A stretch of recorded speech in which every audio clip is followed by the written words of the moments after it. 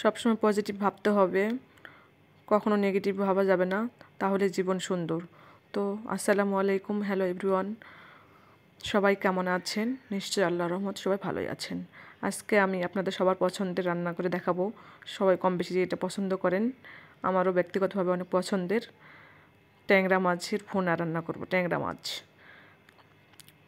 একবারে টাটকা ট্যাংরা মাছ বাজার থেকে কিনে নিয়ে এসে সাথে সাথে রান্না, অসাধারণ হবে। তো আমি এখানে রান্নার জন্য মাছ ধুয়ে নিয়েছি। তারপরে এখানে আমি পেঁয়াজ, কাঁচামরিচ, আদা রসুন পেস্ট, পেঁয়াজের পেস্ট সব কিছু দিয়ে দিয়েছি। সব ভালোভাবে ভেজে নিয়েছি। এর মধ্যে দিয়ে দিব সব রকমের মশলা, ধনিয়ার গুঁড়া, জিরা গুঁড়া, গরম মশলার গুঁড়া, হলুদ, সামান্য একটু শুকনো মরিচের গুঁড়া দিয়ে দিব। তারপরে দিয়ে দিব পানি। এটা ভালোভাবে বলক আসলে এর মধ্যে দিয়ে দিব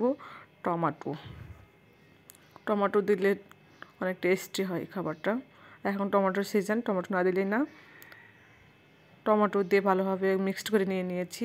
গোটা গোটা থাকলে ভালো লাগে না, তাই আমি এভাবে নিয়ে নিই সবসময়। বলক চলে আসলে আমি এর মধ্যে দিয়ে দিব আমার রেডি করে রাখা ট্যাংরা মাছ। সবগুলো ভালোভাবে মিক্সড করে দিয়ে দিব। এই তো, বেশি ঝোল রাখবো না। আমার ট্যাংরা মাছ রান্না রেডি।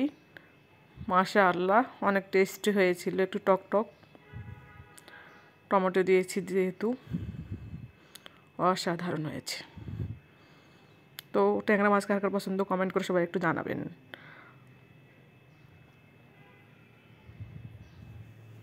জীবনকে উপভোগ করতে শিখতে হবে, তাহলেই ভালো।